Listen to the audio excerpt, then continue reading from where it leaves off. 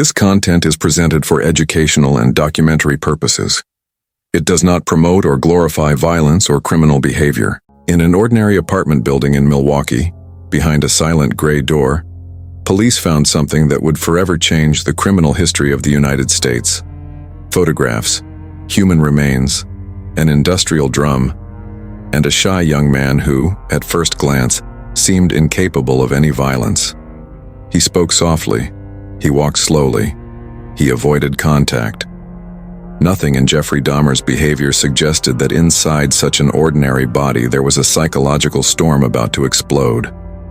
Behind Jeffrey Dahmer's calm exterior existed a universe of dark fantasies, fueled by loneliness, rejection, and an absolute desire to control what he could not feel. When the first corpse appeared, Dahmer discovered something that would forever change his relationship with the world. Death was the only way to prevent someone from leaving. In this episode, we will dismantle and step inside the mind of the serial killer who sought love in the silence of motionless bodies, and understand how the police ignored signs that could have saved more than a dozen lives. Because sometimes, the true horror is not only in what someone does, but in what everyone fails to see. Part 1. Opening the case file. This is the case in which, for more than a decade, a seemingly shy and reserved young man turned an ordinary working-class apartment in Milwaukee into one of the darkest crime scenes in United States history. Between 1978 and 1991, Jeffrey Dahmer murdered at least 17 men and teenagers, most of them young black men and individuals from other racial minorities, almost all living in contexts of social, economic, and emotional vulnerability. To understand this case, it is not enough to look at the individual. It is necessary to open the entire file: the era, the city, the culture, institutional failures, the weight of prejudice, and invisibility. The period during which Dahmer was active spans three key moments in recent American history: late 1970s, the end of the post-Vietnam era, economic crisis, rising unemployment, and the beginning of deindustrialization in many Midwestern cities. 1980s, the Reagan administration, a zero-tolerance discourse on crime, cuts to social programs and the growth of mass incarceration. Late 1980s and early 1990s, the peak of urban fear, the war on drugs, and the HIV/AIDS epidemic, which hit gay communities and racial minorities particularly hard, often met with neglect by public authorities. It is within this climate of fear, moralism, and inequality that the Dahmer case unfolds. Milwaukee, in the state of Wisconsin, was a typical industrial city of the Rust Belt. Factories, hard labor, working-class neighborhoods, many European immigrants, and over the decades, a growing black population concentrated in specific areas of the city. Even after the civil rights movement, Milwaukee maintained extremely high levels of residential segregation between white and black residents. Studies show that the metropolitan area ranked among the most segregated in the United States for decades, with strong racial barriers to housing access and bank credit. In practice, this meant a divided city: white neighborhoods, more stable, with better services; black neighborhoods and areas populated by other minorities, marked by poverty, violence, lack of opportunities, and a tense relationship with the police. This structure of racial and social segregation forms the backdrop for understanding why so many of Dahmer's victims, predominantly black, Asian, and Latino men, were able to disappear without the system immediately sounding the alarm. At the same time, there was another layer of invisibility: the lives of gay and bisexual men during that period. Wisconsin passed a statewide law against discrimination based on sexual orientation as early as the 1980s, an important achievement, but one that did not eliminate social stigma or everyday homophobia. In Milwaukee, the LGBT community organized bars, bathhouses, and social spaces, but much of this life took place in the shadows, far from public acceptance, amid the HIV/AIDS crisis and a moralistic discourse that associated homosexuality with disease and sin. For many young gay men, especially black men and immigrants, these spaces were both refuge and risk.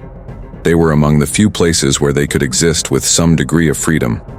and also places where a predator like Dahmer could circulate, observe, select, and approach future victims with relative ease.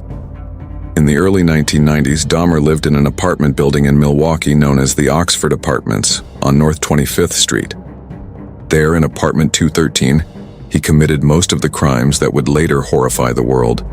From the outside, it was just another simple building in a low-income neighborhood. Inside, it would become synonymous with horror. After Dahmer's arrest and the discovery of what had taken place there, the building was demolished in 1992. To this day, the lot remains empty, a kind of urban scar, reminding the city of what was allowed to happen in silence. Dahmer committed his first homicide in 1978 in Ohio, shortly after finishing high school. Years later, already in Milwaukee, between 1987 and 1991, his homicidal activity intensified dramatically. In total, he confessed to 17 murders, following a pattern that included luring young men to private locations, using substances to incapacitate them, sexual assault, homicide, and, in several cases, post-mortem practices involving the bodies, including necrophilia and cannibalism. These actions will not be described in graphic detail throughout the script, but will be analyzed in terms of psychological pattern, symbolic function, and internal dynamics, always with a focus on understanding, not sensationalism. One of the most disturbing aspects of this case is that it was not only an individual who failed. Entire systems failed. Dahmer primarily targeted young black men and individuals from other minorities, many in situations of economic vulnerability, migrants, sex workers, men estranged from their families, or struggling with their own sexuality. In at least one crucial episode, involving the Laotian teenager Kunarak Sinthasamphone, neighbors called the police after finding the boy injured and disoriented on the street. Dahmer convinced the officers that it was a domestic dispute between adults and took him back into the apartment. Later, Sinthasamphone would become one of his fatal victims. This episode led to a lawsuit against the city of Milwaukee and the officers involved, accusing them of civil rights violations and negligence. Organizations and activists pointed out that racism, homophobia, and the devaluation of marginalized lives, young black men, Asian immigrants, gay men, directly contributed to authorities failing to prioritize the disappearances of these victims. In other words, Dahmer operated within cracks that already existed in the social fabric. He exploited prejudices, fears, and stigmas that made certain bodies less urgent in the eyes of the system. Meanwhile, in the private sphere, Jeffrey Dahmer's life was moving in another direction. Increasing isolation, conflicts with his sexuality, heavy alcohol abuse, fantasies of absolute control over others, and extreme difficulty in forming real bonds. Later accounts from psychiatrists, as well as interviews with Dahmer himself, would show how crime merged with a fantasy of total possession, turning the other into something that would never leave him. Summarizing the environment in which Dahmer lived: a segregated and unequal city, a gay community marked by stigma, silence, and fear, a police system permeated by institutional racism and homophobia, socially invisible victims, often with no one to protect them, a man who for years managed to turn this collective invisibility into fertile ground for his darkest fantasies. This is the environment in which the Jeffrey Dahmer case is inscribed, not as an isolated monster in a vacuum, but as the product of a tragic convergence between individual fragilities and structural failures. Part 2, The Mind Behind the Crimes Before Becoming the Milwaukee Cannibal. Jeffrey Dahmer was a quiet child, a socially displaced teenager, a young adult slipping into alcoholism and isolation, while the world around him saw only strangeness, not danger. To understand the criminal, it is necessary to move through this biography with a psychological lens. What was forming inside him long before the first crime? Jeffrey Lionel Dahmer was born on May 21, 1960, in Milwaukee, Wisconsin, the first of two sons of Lionel Dahmer, a chemistry student who would later become a researcher, and Joyce Dahmer, a teletype instructor. On the outside, a white, middle-class family with the proper facade of Midwestern America. On the inside, a tense emotional climate.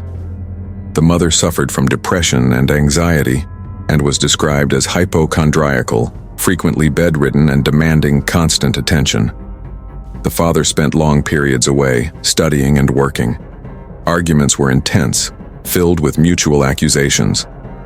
From a psychological point of view, this kind of environment creates a sense of an unstable world. The child never knows whether, upon entering the living room, they will encounter affection, hostile silence, or an emotional explosion.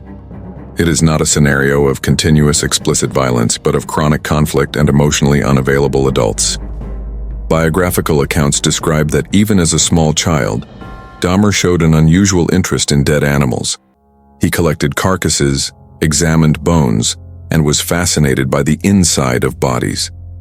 It is important not to fall into the caricature of the monster who was always monstrous. Children can have strange curiosities without this necessarily leading to crime. What draws attention here is the combination of a cold and unpredictable family environment, little space for emotional processing, a shy and introspective boy, a morbid curiosity that was neither understood nor guided, instead of being translated into language. Why are you interested in this? What do you feel? This fascination seems to have remained alone in his mind, feeding silent fantasies. In pre-adolescence, the Dahmer family moved cities more than once. He left behind acquaintances, neighborhoods, and reference points. At the same time, the conflicts between his parents intensified, culminating in divorce when Jeffrey was a teenager. There is an important symbolic moment. Reports indicate that, at a certain point during the separation, Jeffrey was literally left alone in the house for days. After his father moved out, his mother left with his younger brother, and no one seemed to formally register who was responsible for him. From a psychological perspective, this scene is devastating. The implicit message, "You are what's left. You are no one's priority." A perception of abandonment, not only emotional but concrete. An empty house, no adults, no affection. For many adolescents, parental divorce is painful but mediated by explanations, support, and conversations. In Dahmer's case, everything points to a confusing and solitary experience of separation, fitting the pattern of a child who already felt emotionally isolated. At school, Jeffrey was seen as a weird, quiet kid, but sometimes capable of bizarre behavior to get attention. He imitated seizures, exaggerated tics, performed strange acts, something classmates later called doing a Dahmer, as if it were an inside joke. At the same time, he began drinking very early. Around ages 13-14, he was already consuming alcohol heavily, even bringing drinks hidden to school and saying it was his medicine. From a psychological standpoint, this behavior points to emotional self-medication, alcohol as an anesthetic for anxiety, shame, and loneliness. The construction of a shell. The displaced teenager uses the bizarre and strange humor to exist within a group without truly bonding. Externally, he is the weird classmate who drinks too much. Internally, we are looking at someone who learns early that uncomfortable feelings can be shut off with substances. His true self, sensitive, confused, with strange fantasies and desires he does not understand, has no place in the world. During adolescence, Dahmer realizes he is attracted to men. He does not tell his parents. We are talking about the 1970s, in a culture even more hostile to homosexuality than today. Instead of sharing, he internalizes this secret. According to later records, his sexual fantasies begin to mix with images of domination and immobility. The idea of having a completely submissive partner who would not abandon him, who would not argue, who would be a human object under total control. Here, several elements tie together: a history of abandonment and instability, fear of losing, of being left, of not being important. Sexuality lived with guilt and secrecy, desire marked by shame and silence. Difficulty with real bonding. He does not develop intimacy skills, does not learn to negotiate desires with another person. The fantasy of total possession appears as a distorted solution. If the other cannot leave, cannot reject, cannot choose, then he will never be abandoned again. This internal logic, obviously pathological, is typical of psychic structures marked by a great fear of loss and little experience of secure relationships. Instead of working through the fear, the mind creates a scenario in which the other ceases to be a person and becomes an object. After high school, Dahmer spends a period living with his father, attempts college at Ohio State University, but drops out after one semester amid poor grades and heavy alcohol use. His father, desperate, encourages him to join the army. Dahmer enlists in 1979 and is trained as a combat medic. Reports indicate that at first he performed average or slightly above average, but once again, alcoholism sabotages his trajectory. In 1981, he is deemed unfit for military service and discharged. From a psychological perspective, this period reinforces an internal narrative of chronic failure. He tries to follow the social script: college, military career, but always slips. Alcohol becomes a kind of constant companion, a buffer against the feeling of inadequacy. Each fall further feeds the perception that he is beyond repair, without a future. Clinically, later evaluations pointed to deep feelings of alienation, impulsivity, mistrust, and despair about his own life, as well as a diagnosis at one point of schizoid personality disorder, although such labels should always be read with caution. Unable to sustain a stable adult life, Dahmer ends up living with his paternal grandmother in West Allis, Wisconsin. At first, the arrangement seems promising. He helps with household chores, accompanies his grandmother to church, tries to work. But internally, none of this resolves the core problem. He continues drinking. He continues without close friends. He continues without processing his sexuality in a healthy way. He continues feeding fantasies of control and immobility over partners. Living with his grandmother provides a veneer of normality. On the outside, he is the quiet grandson living with a religious elderly woman. On the inside, he is a man increasingly immersed in his own mental universe, where fantasy carries more weight than reality. This dissociation, an external life that appears okay, and an internal life filled with dark content, is an important trait of his profile. He learns to use a functional social mask while secretly indulging in thoughts no one else knows. Over time, Dahmer's emotional pattern crystallizes. He does not build deep, lasting friendships. He does not sustain stable romantic relationships. He seeks superficial, transactional encounters, often linked to money, casual sex, and bars. For someone with a history of abandonment, this could be a desperate request for connection. In Dahmer, however, it emerges as an ambivalent movement.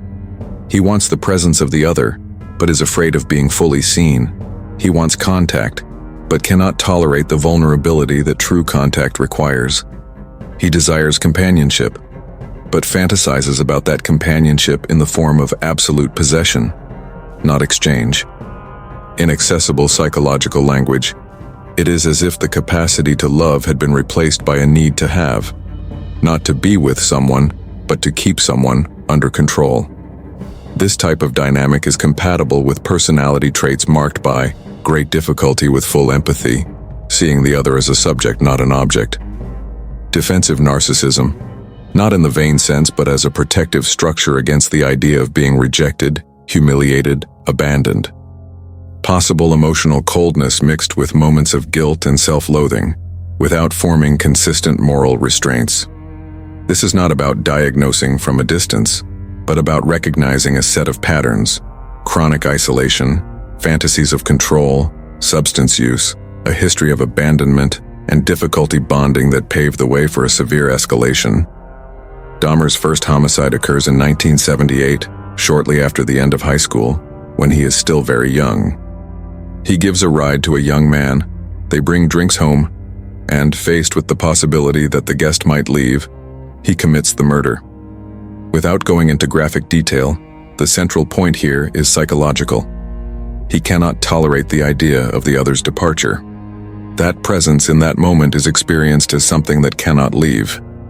This episode marks a kind of internal point of no return. The fantasy of total possession, which previously existed only in imagination, is realized in reality. He crosses the barrier between thinking and doing, and discovers that, as horrific as it is possible. After that, he returns to an apparently ordinary life, but the internal limit has been shifted. Years later, the sequence of serial crimes will reveal the consolidation of this mental universe in which the other is a body, not a person. Crime is a means to keep that body under control. Extreme loneliness is anesthetized by a monstrous form of company. Taken together, the portrait that emerges of Jeffrey Dahmer before the major homicidal phase is that of a subject with a history of family instability, intense conflict, and a sense of abandonment, marked by chronic loneliness and difficulty seeing himself as worthy of love, with a sexuality shaped by guilt, secrecy, and shame within a hostile social context, addicted to alcohol as an emotional anesthetic from a very early age, developing progressive fantasies of control and absolute possession over partners, protected by a mask of shyness and strangeness that to the outside world seemed merely bizarre, not dangerously predatory. The goal so far is to set up the psychological board on which Dahmer moves. Now we will see how this combination tragically meets vulnerable victims, institutional negligence, and structural racism, and how his mind transforms fantasy into practice. Part 3. Who these victims really were. Before any discussion about numbers, forensics, or trials, the Jeffrey Dahmer case is, essentially, the story of 17 lives cut short. Between 1978 and 1991, 17 men and teenage boys were killed by him, in Ohio and Wisconsin, almost always under circumstances shaped by social, racial, and emotional vulnerability. They were sons, friends, brothers, fathers.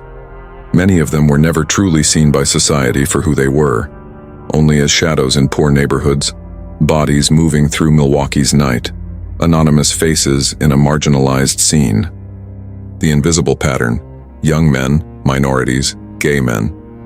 When the victim's file is opened, a pattern shows up clearly. Gender: all were male. Age: mostly between 14 and 32 years old. Ethnic background: most belonged to racial minorities, primarily young black men. There were also Latino and Asian victims. Only a minority were white men. Context: several were unemployed or underemployed. Some lived far from family. Others had a history of running away from home. Sexuality: many moved within Milwaukee's gay scene, bars, clubs, bathhouses, looking for hookups, income, or acceptance. It was an explosive combination. Young men from racial minorities, gay or bisexual, in poor neighborhoods, dealing with racism, homophobia, and lack of opportunity. In practice, they were bodies the system had learned not to see. Most of the fatal encounters begin in an almost banal way. Dimly lit bars, loud music, cigarette smoke. Wet streets after the rain, neon reflecting in puddles. Young men leaning against streetlights, talking, negotiating, trying to turn the night into some money, some company, or at least some forgetting. These are the settings where Jeffrey Dahmer moves. He watches in silence. He chooses young men who are usually alone. He approaches with simple offers: money for photos, free drinks, the promise of a party somewhere else. At first glance, nothing looks cinematic. There's no high-speed chase, no shootout. The terror here is quiet. A casual conversation, a shy laugh, an invitation that seems harmless. When the apartment door closes behind the two of them, the outside world keeps turning. How many victims and how were they killed? Factually, the case is clear. Total victims. Jeffrey Dahmer killed 17 men and teenagers between 1978 and 1991. Methods of homicide. Strangulation was the predominant method.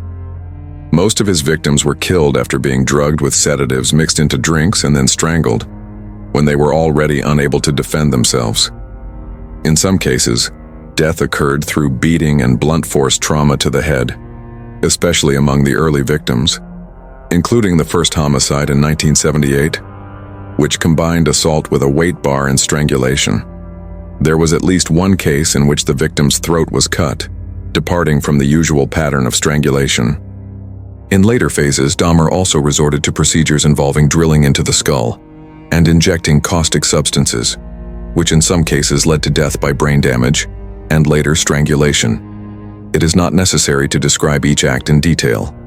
What matters in terms of psychological understanding is the pattern. Victims intoxicated beforehand, unarmed, disoriented, death by strangulation or severe injuries, almost always in an enclosed environment, under the attacker's complete control. Behind the criminal files and the coldness of the documents, there were lives still being built. Some examples that appear in the records. Young men who had left other cities and states in search of work and independence, like the last victim, a father of 3, who went to Milwaukee to start over and ended up being lured into Dahmer's apartment. Teenagers who had run away from home, trying to escape family conflict, homophobia at home, or violence. Young men who dreamed of artistic careers, of ordinary jobs that paid the bills, or simply of the right to exist in their sexuality without being beaten or thrown out. Many had in common little access to institutional protection, fragile family relationships, fear or shame about owning their identity, dependence on nightlife spaces to be around people like them. It was on this fragile ground that the predator moved. The selection was not only sexual, it was also structural. Dahmer's victims were located in the places where the system allows itself to fail. Black men in poor neighborhoods, viewed with suspicion by police and kept at a distance by white society. Immigrants and children of immigrants, facing language barriers and fear of institutions. Gay or bisexual men living part of their lives in the closet, without full family support, afraid to report abuse because of stigma. When a man like that disappeared, the disappearance often did not trigger an immediate operation. Family members could be dismissed. That young man's life might be interpreted as unstable, as someone who could have just left. This lack of urgency is one of the case's central dramatic elements. While families called precincts and neighbors talked about strange smells coming from the building, many of those 17 names remained, officially, just another chapter in a cold statistic. Cinematically, the tragedy is in what isn't seen.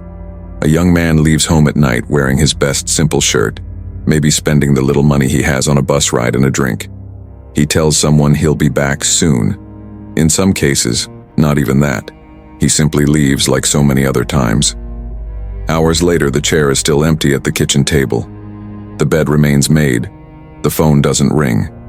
A mother looks at the clock and feels time stretch. A bar friend finds it strange not to see him the next week. A roommate assumes he's somewhere out there. Inside apartment 213, the story has already ended. Outside, the absence begins to settle in quietly, first as discomfort, then as panic, and later as grief. When police finally enter Dahmer's apartment in 1991, they don't find only a scene of horror. They find the material traces of those 17 lives, bones, photographs, fragments that would have to be identified, cataloged, and returned to families as confirmations of a loss they already suspected. The passage from person to evidence, from someone with a story to a number in a case file, is one of the harshest symbolic violences in this kind of case.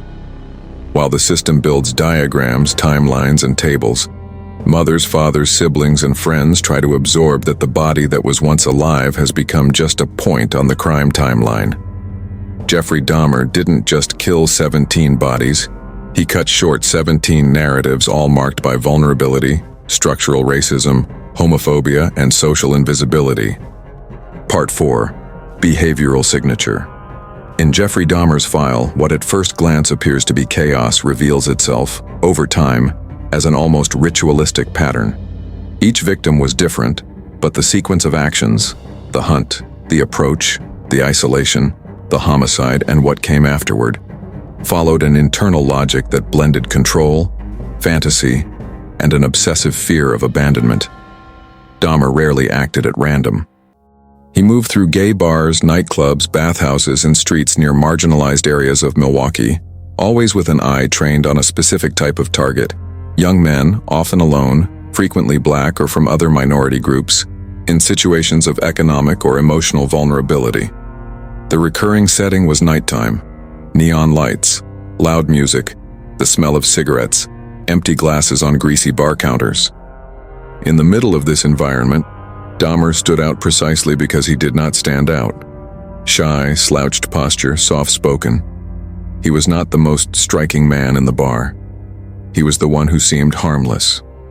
When he identified someone, he approached with simple, direct offers: money to pose for private photos, free drinks somewhere else, a party at his apartment, sometimes just the promise of continuing the night in a quieter place. The bait was always a combination of curiosity, need, and loneliness. For those who needed money, the invitation was worth the risk. For those tired of judgmental looks, the idea of a more private place seemed tempting. Once contact was established, Dahmer almost always sought to remove the victim from the public space. Early in his trajectory, he took some men to his grandmother's house in West Allis. Later, his main base would become apartment 213 at the Oxford Apartments in Milwaukee. The moment of displacement is crucial in the pattern. Outside, there are still witnesses, cameras, neighbors, passers-by. Inside, the world shrinks to the attacker and the victim. The building was simple, low income, with constant complaints about noise and smells, but little social prestige. Apartment 213, seen from the outside, was nothing more than another door in a narrow hallway. Inside, it would soon become a space of silent horror. Once inside the apartment, the sequence became predictable for Dahmer and lethal for those who entered. 1.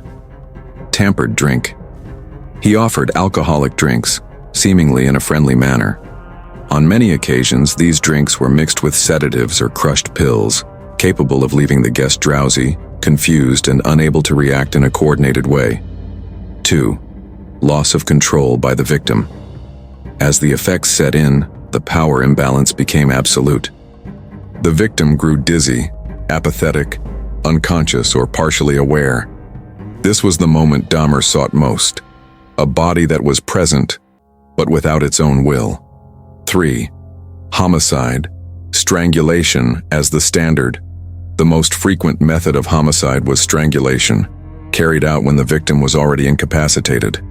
In some cases, Dahmer resorted to beating with blows to the head, especially in the earlier murders. In at least one episode, there was a throat cutting. Regardless of variation, the intention was the same: to avoid prolonged direct confrontation, minimize the risk of resistance, and maintain maximum physical and emotional control over the situation. The building did not register constant screams or intense disturbances. The horror happened in silence. No neighbor could infer from ambient sound alone that a man was being killed inside. It was a behind-the-scenes crime, shielded by thin walls and by structural indifference to what happened at that address.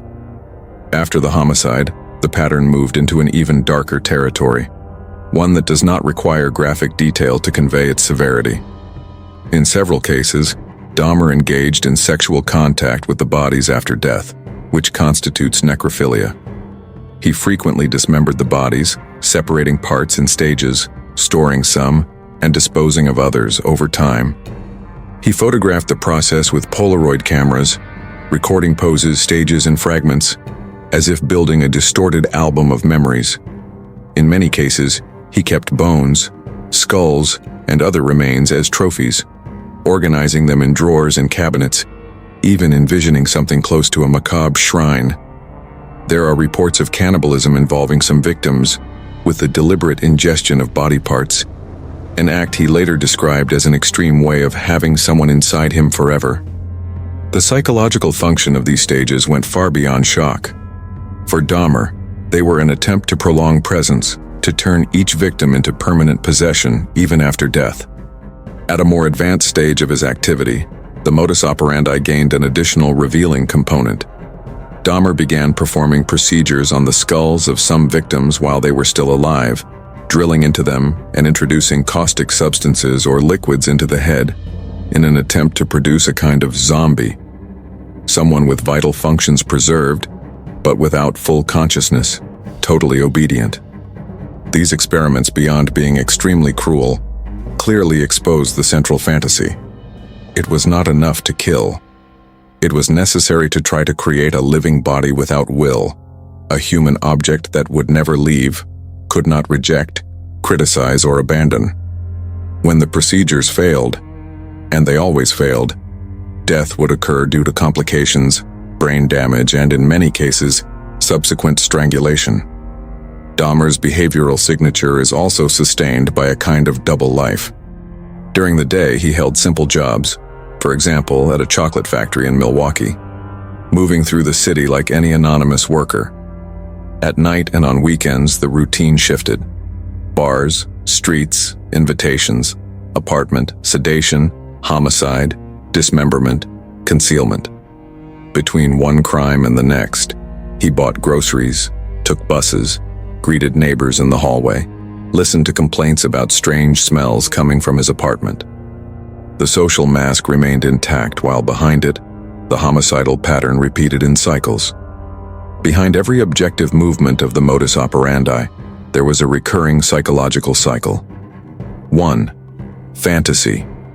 Dahmer fed, alone, thoughts of total domination over another man, blending sexual desire, fear of abandonment, and the need for possession. 2. Hunt. When the fantasy became too intense, he went out into the street, to the bar, to the environment where he could choose someone. 3. Absolute control. The peak of the cycle was the moment when the victim was sedated and under his power, followed by homicide, post-mortem acts, and the organization of trophies. 4. Relief and then emptiness. After the crime came a period of relief and satisfaction, quickly replaced by diffuse guilt, self-loathing, and a sense of emptiness, which sooner or later pushed him back to fantasy and restarted the cycle.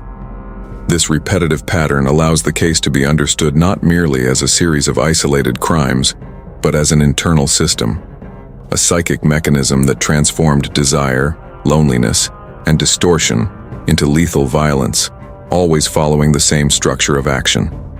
Part 5.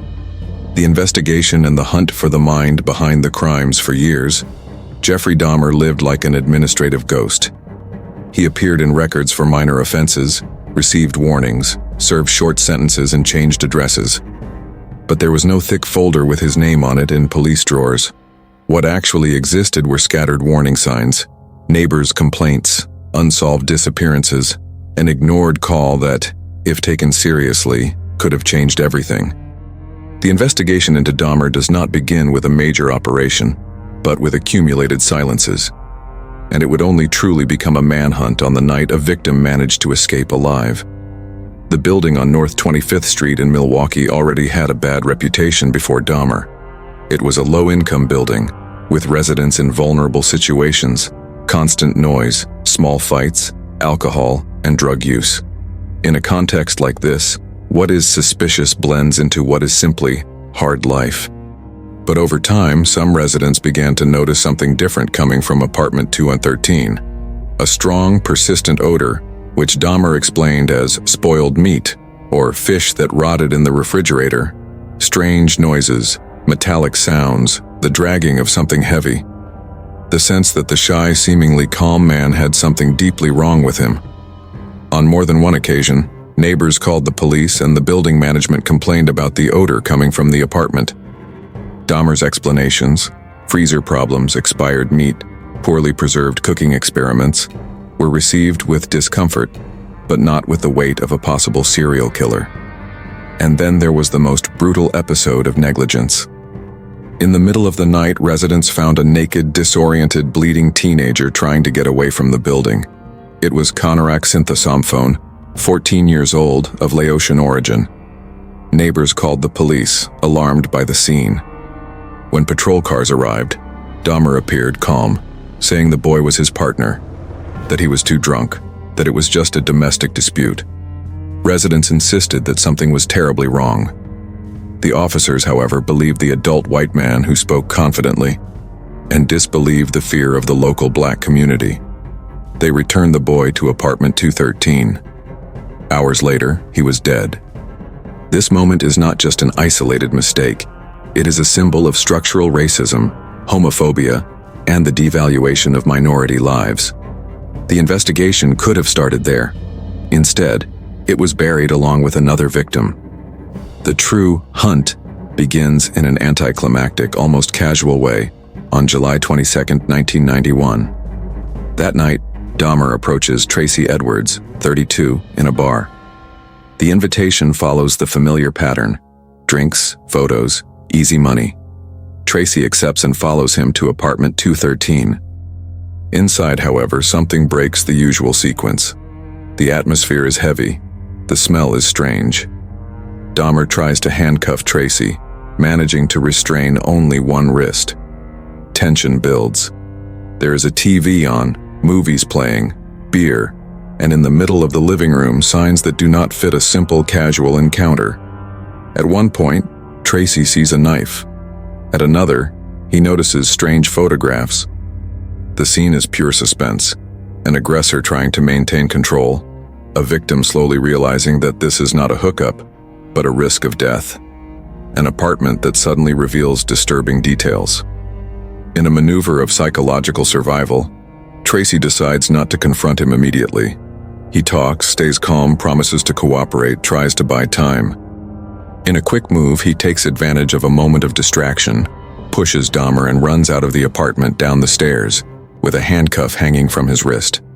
On the street, he finds a police car. The officers notice the agitated, shirtless, handcuffed man. He says a man tried to kill him, took him to an apartment, and became violent.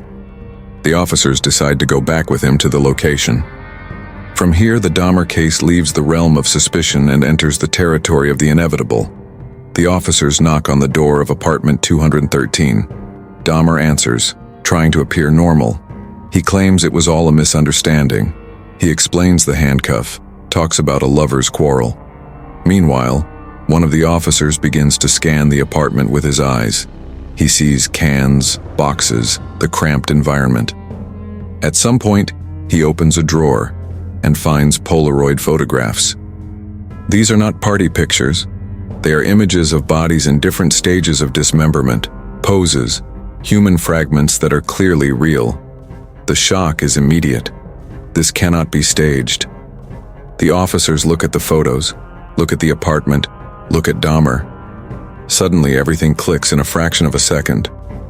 The shy man who had been calmly trying to explain the situation is handcuffed. He resists briefly, but is subdued. No gunshots, no chase, no screeching tires. The capture of one of the most notorious serial killers in U.S. history happens in near silence, with an open drawer and a set of images no one should ever have to see. When the investigative unit truly enters apartment 213, what they find makes it clear that this was not an isolated case but a private killing ground. In general terms, without the need for graphic detail, a barrel containing liquids and decomposing remains, human skulls stored in cabinets and on shelves, separated bones, some already cleaned, body parts in the refrigerator and freezer, dozens of photographs documenting different stages of body manipulation. What neighbors described as an unbearable smell was, in fact, the odor of a succession of crimes happening for years just a few feet from neighboring doors. From that moment on, the investigation stops being a mystery and becomes a race for names. Who were those men? How many? Where did they come from? Where and when did they disappear? The work of the Milwaukee police, now reinforced by other agencies, enters a phase that is technically complex and emotionally devastating. Forensic experts analyze bones, fragments, and DNA to try to reconstruct as many bodies as possible. Detectives cross-reference dates, locations, and profiles with missing persons records. Families who had been searching for sons, brothers, and husbands for months or years begin to receive phone calls and visits that no family member ever wants to receive. Apartment 213 thus functions as a physical archive of the victims. Each fragment found represents a painful confirmation. In parallel, Dahmer begins to confess in detail. In long statements, he reconstructs murder after murder, explains routines, identifies where he met each victim. His apparent coldness, mixed with moments of declared remorse, impresses investigators. This behavior is fundamental to the investigation. Without the confessions, many remains would never be accurately linked to specific names. But it also exposes a striking psychological trait, a kind of need to explain his logic, as if by narrating, he could organize his own internal chaos. As the case gains notoriety, teams specializing in profiling and behavioral analysis revisit Dahmer's timeline. The first homicide in 1978, The long intervals between crimes, followed by periods of escalation. The change of setting from his grandmother's house to his own apartment. The refinement of the modus operandi, shifting from impulsive killings to more structured and experimental practices. The concentration of victims in certain racial and social groups. This behavioral reading helps police and the justice system understand the case not as a sequence of monstrous accidents, but as the result of a consolidated psychic pattern that found perfect cracks in reality. Racism, homophobia, institutional negligence, and the invisibility of marginalized bodies. The hunt, in this sense, was not only physical, finding the man in the apartment. It was also a retroactive hunt, in which the system had to chase everything it had missed for more than a decade. From the night of July 22, 1991 onward, Jeffrey Dahmer would never again walk the streets as a free man. While he remained in custody, investigators worked to turn that chaos of fragments and confessions into a solid case. With chronology, named victims, forensic evidence, psychiatric evaluations, and, above all, a voice for the dead. What began with a handcuffed man running down the street asking for help became one of the most shocking criminal investigations in recent U.S. history, not only for what it reveals about the mind of a killer, but for what it exposes about an entire society's failure to protect its most vulnerable. Part 6. The Endgame: Capture, Trial, and Closure. From the moment the door of apartment 213 is opened to the police, Jeffrey Dahmer ceases to be an anonymous man in Milwaukee and becomes a defendant. What had been carried out in the silence of a low-income building is now exposed under the cold lights of police stations, courtrooms, and television cameras. The formal arrest takes place on the night of July 22, 1991. Inside the apartment, the Polaroid photographs, the human remains, the barrel, the refrigerator. Everything composes an undeniable scene. Dahmer is handcuffed, taken into police custody, and from that moment on, his freedom is over. At the police station during the first interrogations, he makes a decision that will define the investigation. He does not deny it. Instead of trying to maintain a fabricated version, he begins to admit what he did. As hours and days pass, what had been a terrifying case reveals itself, in fact, as a sequence of crimes. 17 homicides, each with details, approximate dates, locations, names when he could remember them. This frankness is not a simple, remorseful confession. It is a mixture of relief, a need to explain, and at times, a strange attempt to organize his own story. For investigators, it is valuable material. For families, a devastating shock. With Dahmer in custody, the work of prosecutors and police becomes a race to build a legally solid case. Forensic experts work to identify victims through DNA, dental records, and bone analysis. Detectives align the timeline, when each victim was last seen, where they may have met Dahmer, how it fits with his work and housing routine.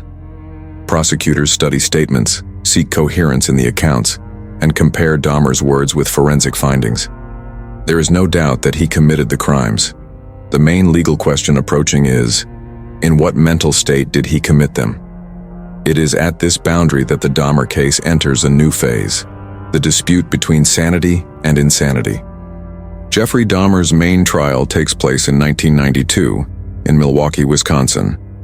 He is formally charged with 15 homicides committed in that state, 1 homicide in Ohio, and another separate case would be handled in different proceedings. The defense does not try to argue that Dahmer did not commit the crimes. That would be futile. The strategy adopted is different, to argue that he suffered from such severe mental disorders that he could not be considered fully responsible for his actions. In other words, to seek a verdict of not guilty by reason of insanity. On the other side, the prosecution maintains that although Dahmer had psychological problems, he knew what he was doing, planned his actions, concealed evidence, chose victims, lied to neighbors and police. This, for the prosecution, demonstrates that he could distinguish right from wrong and had control over his actions. The courtroom thus becomes a stage for psychiatric battle.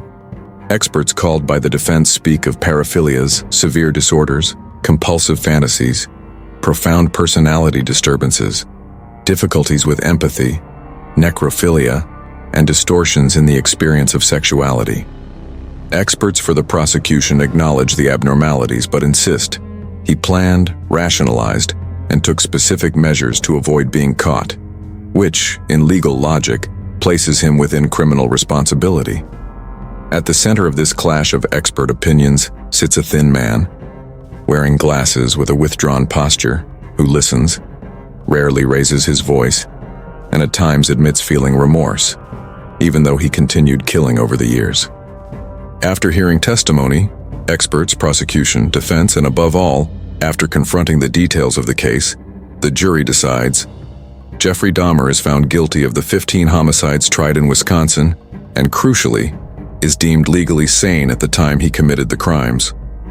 This means the court recognizes in him the presence of severe disturbances and highly abnormal behavior, but also the capacity to understand the nature of his acts and their criminal character, and the ability to act otherwise, which, within the system's logic, justifies maximum punishment.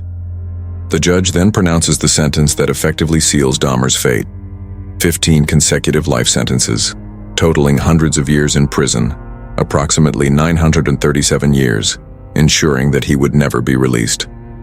Later, he would also receive another life sentence for the homicide committed in Ohio, further reinforcing the definitive nature of his incarceration. There was no death penalty, as the state of Wisconsin did not have capital punishment. Transferred to the prison system, Dahmer begins living another form of confinement, this time not self-chosen, but imposed. At first, he is kept under more isolated conditions, both because of the gravity of his crimes and the risk of assault by other inmates. The prison system itself knows that serial killers, especially those involving sexual crimes, necrophilia, and cannibalism, often become targets within prison culture. Over time, Dahmer begins performing small jobs within the prison and interacting more with other inmates in certain activities, under supervision. There are reports that at times he made macabre jokes involving food and trays, as if mocking his own past, which caused revulsion among staff and inmates. This attitude suggests a complex mixture of an attempt to displace horror through dark humor, possible desensitization to his own actions, and at the same time, an apparent desire to be seen as a monster, embracing the persona constructed by the media. In interviews, he speaks about faith, tries to formulate a kind of late moral explanation, acknowledges that what he did is unforgivable, and emphasizes that he should never be released. He is not a simple one-dimensional villain. He is a subject in late conflict with what he became, a conflict that in no way erases the irreparable harm caused. The end of Jeffrey Dahmer's trajectory does not occur in an execution chamber, but inside the prison itself. On November 28, 1994, at the Columbia Correctional Institution in Portage, Wisconsin, Dahmer is attacked while performing cleaning duties alongside other inmates. A prisoner named Christopher Scarver uses a heavy object, a metal bar taken from gym equipment, to violently assault him. Dahmer suffers severe head injuries and is taken to the hospital, where he dies shortly afterward. He was 34 years old. He dies not as a figure controlling the scenario, but as a victim of the same brutal logic of violence that runs through prisons. There are various reports about phrases and conversations Dahmer gave in earlier interviews, whether speaking about remorse, religion, or what led him to kill. But these belong to the realm of public statements, not a formal, final words of a condemned man. As there was no formal execution, Dahmer did not have an official last meal. However, records indicate his breakfast menu on the morning of the day he was killed: oatmeal, toast, gelatin, and coffee. Regarding his last words, it is known that before leaving for the area where he would be killed, Dahmer reportedly commented to a correctional officer, "Does it matter?" A phrase that encapsulates the emotional emptiness that accompanied his trajectory, and leaves an open question about the depth of human disconnection that marked his entire life. The final status of the case. At the end, the official picture is established as follows. Jeffrey Dahmer was convicted of 16 murders in separate trials, 15 in Wisconsin, 1 in Ohio, receiving multiple life sentences. He never left prison after sentencing. He died in 1994, killed by another inmate. His name remains associated with one of the most disturbing crime sprees in recent United States history, not only because of the nature of the crimes, but because of what they reveal about negligence, racism, homophobia, and systemic failures. With Dahmer's physical end, the possibility of new actions by him comes to a close. But the case remains open in another sense. As a field of study for psychology, criminology, and social analysis, and as a permanent wound for the victims' families and for the city of Milwaukee. Part 7. Psychological breakdown of the case. The Jeffrey Dahmer case is not just the story of a serial killer. It is the story of a mind that over decades gradually drifted away from shared reality, taking refuge in a private universe of absolute control fantasies, within a social context that at many moments made that drift easier. To understand why he killed, and why he killed that way, you have to put together 3 layers. 1. His biography and inner world. 2. Personality traits and possible disorders. 3. The social environment, marked by structural racism, homophobia, and neglect of certain lives. Life context. Fragile bonds, abandonment, and the building of emptiness. Dahmer's childhood takes place in a home that, on the outside, represents white American middle-class life. On the inside, it is marked by constant fighting, emotional instability, and a mother weakened by depression and anxiety. There is no continuous record of severe beatings or extreme physical abuse. What appears is something more subtle but equally devastating. Parents too emotionally consumed by their own pain, intense marital conflict, an environment where feelings are not welcomed, but often ignored or deflected. One of the strongest symbolic moments is the scene of the teenager left alone in the house during the divorce, when his father and mother separate, and Jeffrey, for a time, is literally left with no responsible adult present. From a psychological standpoint, this crystallizes a silent message. You are forgettable. You are what's left. You are not the priority. This kind of experience contributes to forming an empty core, a sense of not belonging, of having no safe place. In a more structured personality, this could be worked through with help, relationships, and therapy. In Dahmer, this emptiness combines with other risk factors: social isolation, morbid curiosities without adult mediation, and the early emergence of a sexuality lived with shame and secrecy. Sexuality, shame, and emotional isolation. During adolescence, Dahmer realizes he is attracted to men. The historical period is one of strong stigma against homosexuality. The family is not a safe space to talk about it, school even less so. With no possibility of sharing, he internalizes the desire as something wrong. Homosexuality, instead of integrating into identity, becomes a secret loaded with fear and guilt. On that ground, sexual fantasies begin to drift away from exchange and reciprocity, and to mix with images of domination, immobility, and control. A fantasy pattern emerges in which the ideal partner is totally submissive, motionless, unable to leave, unable to reject. This is not simply a taste for domination, something that can appear in consensual contexts. Here, the fantasy moves toward the complete erasure of the other person's will. The idea that a partner might think, choose, refuse, or abandon seems intolerable. Sexuality, instead of being a space of encounter, becomes a space of escaping loneliness through the annihilation of otherness. And because there is no dialogue, no language, this fantasy remains internally unchallenged, growing in silence. Dominant personality traits. From reports, evaluations, and interviews, it is possible to recognize in Dahmer a set of characteristics that, in accessible language, point to a personality marked by chronic isolation, difficulty creating and maintaining deep emotional bonds, few true friends, restricted social life, traits compatible with schizoid, avoidant personality, preference for being alone, low conscious need for intimacy, discomfort with emotional exposure. Vulnerable narcissism, not in the sense of flashy grandiosity, but as a defensive structure, a need for control paired with a deep feeling of inferiority and inadequacy. Impulsivity and substance use, Early alcoholism as a way to numb anxiety, shame, and loneliness. Severely reduced empathy in sexual fantasy contexts. The ability to understand intellectually that victims suffer, but difficulty feeling that as a real break in the moment of acting. This is not about assigning a definitive diagnosis from a distance, but pointing out that the behavioral cluster resembles a severely maladapted personality pattern with strong elements of emotional coldness, need for control, and inability to process frustration in healthy ways. Fantasy of total possession, necrophilia, zombies, and cannibalism. At the center of Dahmer's mind is a fantasy that stitches together necrophilia, dismemberment, experiments, and cannibalism, the fantasy of absolute possession. That fantasy manifests at different levels. Necrophilia. Sexual contact with bodies after death removes from the relationship any possibility of reciprocity.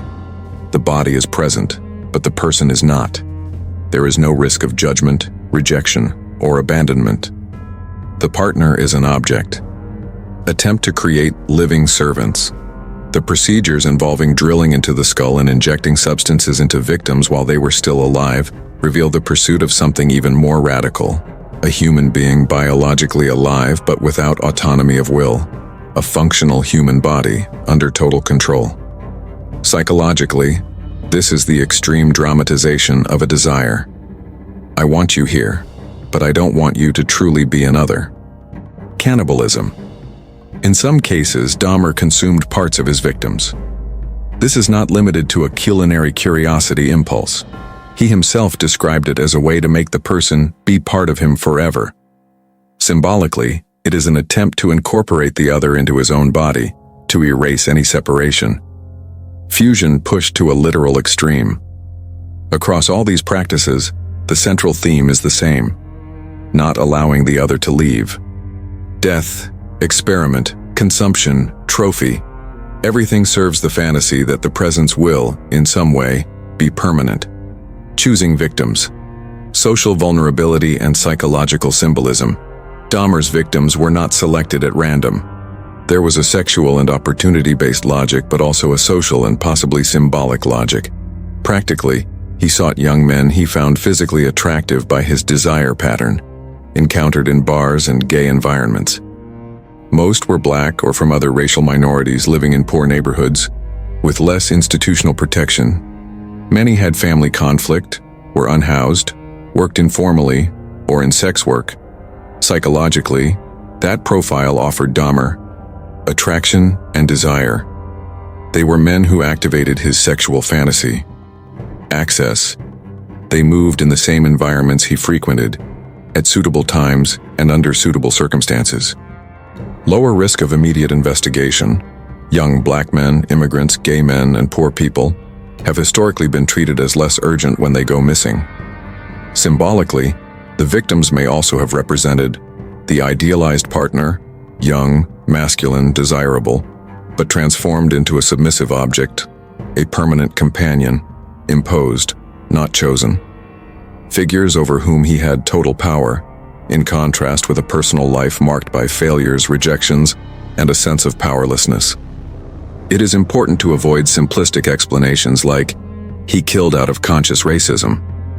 What can be observed is that sexual desire, opportunity, and the racist structure of society combined. A system that protects black and poor bodies less made it easier for him to turn those bodies into targets for his fantasy. Police negligence, structural racism, and the reinforcement of dehumanization. The Konarak Sintha Somphone episode is the perfect portrait of how the social context shaped the case. An Asian teenager, injured, naked, disoriented, is found by neighbors and police are called. A white man says it is just a dispute between partners. Officers believe him and ignore the perception of the local black community, returning the boy to the attacker. That moment reveals structural racism. Racial minority lives are less believed, less protected. Institutional homophobia, discomfort with the idea of a gay couple's fight, produces a desire to get away from the situation quickly rather than investigate seriously. Devaluation of victims. An immigrant teenager in a poor neighborhood does not generate the same mobilization as a middle-class white youth in an affluent area. Psychologically, that negligence also acts on Dahmer. Even if one cannot claim he rationalized every systemic bias, the practical results reinforced a message. It's possible to do this for years without being stopped. These lives don't move the world the same way. That perception, conscious or not, fuels a sense of impunity and strengthens dehumanization. If society as a whole treats certain groups as disposable, it becomes easier for an already dehumanizing individual to cross every boundary. Declared motivation versus hidden motivation. In interviews and statements, Dahmer describes his motivations in terms that blend a desire for companionship, an intense fear of being abandoned, sexual fantasy linked to immobility and submission, morbid curiosity about the human body, a near-compulsive impulse that got out of control. That is the declared motivation, what he names. Behind it, deeper layers can be identified. Control as an antidote to abandonment, a childhood of fragile bonds, a lonely adolescence, and repeated failure to sustain real relationships build the story of someone who feels disposable. Killing and keeping remains, photographs and trophies is, in a distorted way, an attempt to reverse that role. Now he decides who lives, who stays, who remains. Sexuality distorted by shame. Desire for men, lived as a dirty secret, mixes over the years with aggression, guilt, and self-hatred. Instead of seeking healthy relationships, the mind tries to reconcile desire and self-punishment in a scenario where pleasure is tied to destruction. A need for power in a structurally powerless subject. Academic failures, early discharge from the army, mediocre jobs, alcohol dependence, all of it feeds a sense of failure. In the crime scenario, he shifts from failed man to all-powerful figure inside that small space. The apartment becomes a microcosm where he has absolute control, something he cannot achieve in any other area of life. Thus, the real motivation is an amalgam of distorted sexuality, fear of abandonment, a search for power, and a profound inability to deal with the other as a subject. Triggers and escalation. Dahmer's criminal trajectory is not linear. There are periods of latency, followed by bursts of homicidal activity. Some possible triggers can be identified.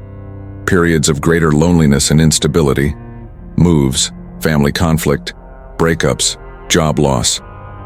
In many criminal biographies, these periods function as triggers for the resumption or intensification of crimes. Heavy alcohol consumption. Many deaths occurred in contexts of strong intoxication, both for victims and for Dahmer himself. Alcohol lowers inhibitions, reduces moral restraints, and makes it easier for previously repressed fantasies to be acted out. Success without immediate consequences.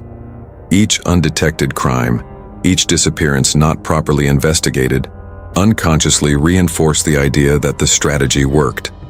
This makes it more likely he would repeat and refine the modus operandi. The escalation is visible. First homicide in 1978, followed by a long interval, resumption in 1987, increasing frequency between 1987 and 1991, intensification of necrophilia, dismemberment, experiments, and cannibalism in the final phase. Psychologically, the fantasy requires increasingly larger doses of transgression to produce the same level of excitement, control, and relief. What at first worked as homicide later begins to require additional rituals, as if the mind is always trying to push past its own limit. The mental loop, from emptiness to crime and back to emptiness. Dahmer's internal cycle can be described as a self-destructive loop that repeats with small variations. Frustration and emptiness, loneliness, boredom, inadequacy, self-hatred. Nothing in daily routine offers solid meaning. Not work, not family relationships, not future plans. Fantasy. To escape that unbearable state, the mind turns to fantasies of control, domination, and fusion with another man. In these fantasies, Dahmer feels powerful, desired, never abandoned. Planning. the fantasies become intense enough to demand realization. He decides to go out, choose a target, prepare drugs, organize the space. It is rudimentary planning, but real. He goes to the bar, selects the victim, prepares the return to the apartment. Execution. The encounter happens, the victim is brought in, sedated, killed. Then come the post-mortem acts: abuse, dismemberment, keeping parts, photos, ritualization. Relief. For a time, there is a sense of satisfaction, control, even company. The apartment is not empty. There are remains, memories, a presence turned into an object. Amplified emptiness. Over time, the effect fades. In its place comes an even greater emptiness, often accompanied by guilt, fear of exposure, and self-loathing. Repetition. Unable to deal with this emptiness any other way, the mind returns to fantasy, now reinforced by concrete memories, restarting the cycle. This loop is not an excuse, it is an explanation. It shows how crime for Dahmer functioned as a pathological mechanism of emotional and sexual regulation, deeply distorted, that annihilated lives with every new attempt to relieve an internal pain he never knew, or never wanted, to confront in a healthy way. The psychological function of the crime. From the perspective of the psychology of crime, Dahmer's behavior seems to serve several functions at once. Power function. He goes from being someone powerless, failing at work and in emotional life, to someone who decides life and death, possession and disposal. Bonding function. Perversely, crime is the only way he finds to bond with someone. A bond where the other has no voice, but which in his mind reduces loneliness. Sexual function. The acts are deeply connected to erotic desire, but a desire deformed by guilt and the need for control. Identity function. Over the years, Dahmer nearly fuses with the serial killer persona. Although he did not openly seek fame, his inner world begins to orbit more and more around this activity. In short, for him, killing was not just taking lives, it was organizing his inner life, in a monstrous, violent way incompatible with any notion of human coexistence. So why did he kill? The final question of any analysis is simple in form and complex in answer. Why did Jeffrey Dahmer kill? There is no single cause.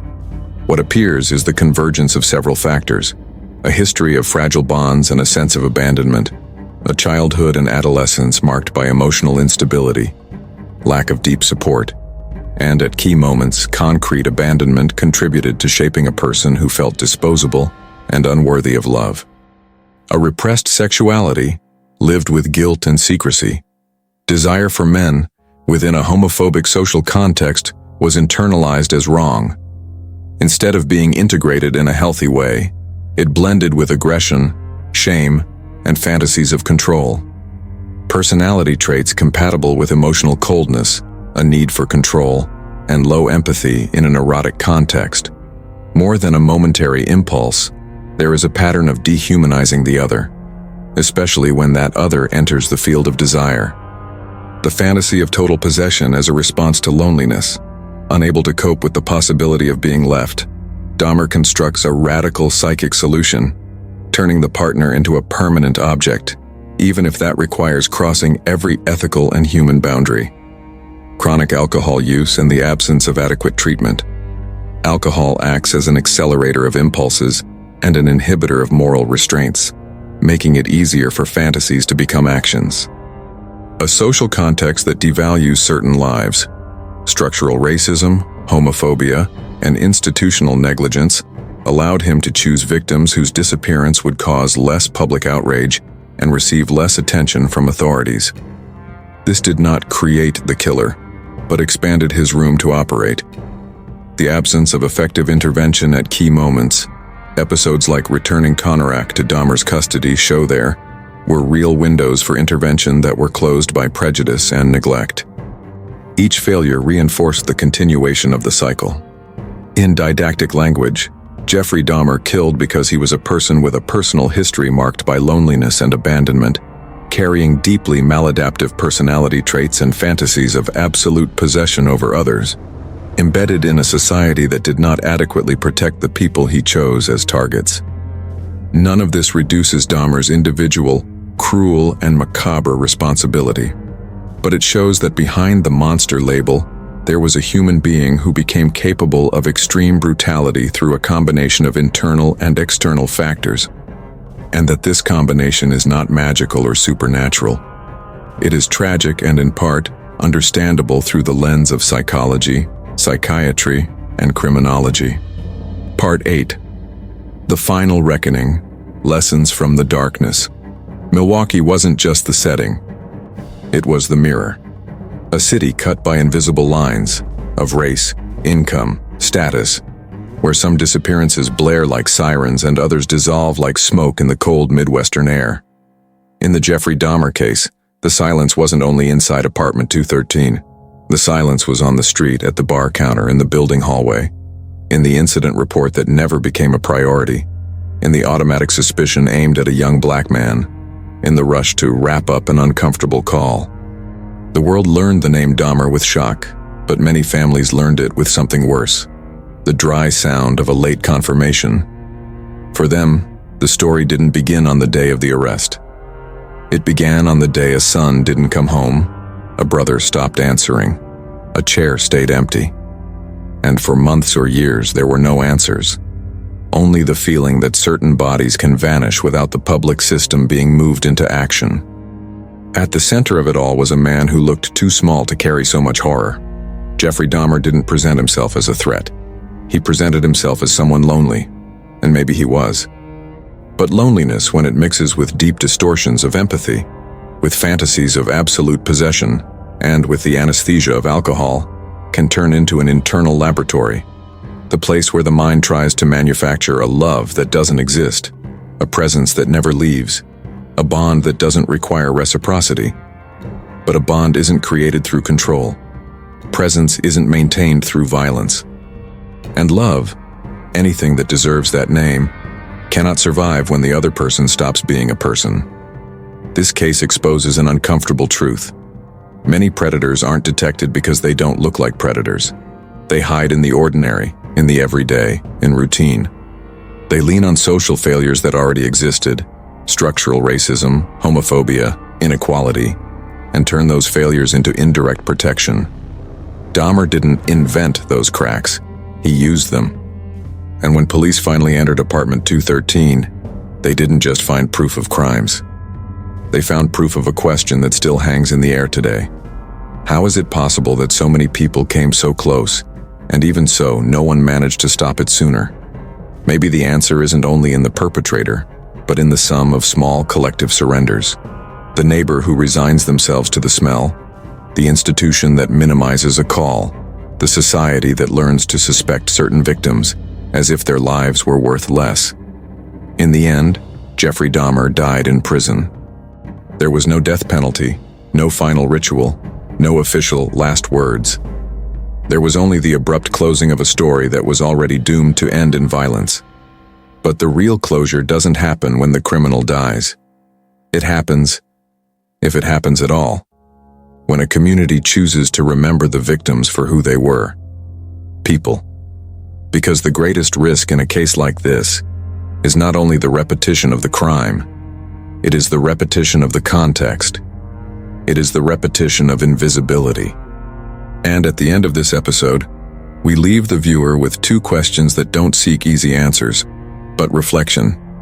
How many people today are silently walking toward the same psychological abyss without anyone noticing? And more importantly, how many lives could be saved if we learned to see the invisible?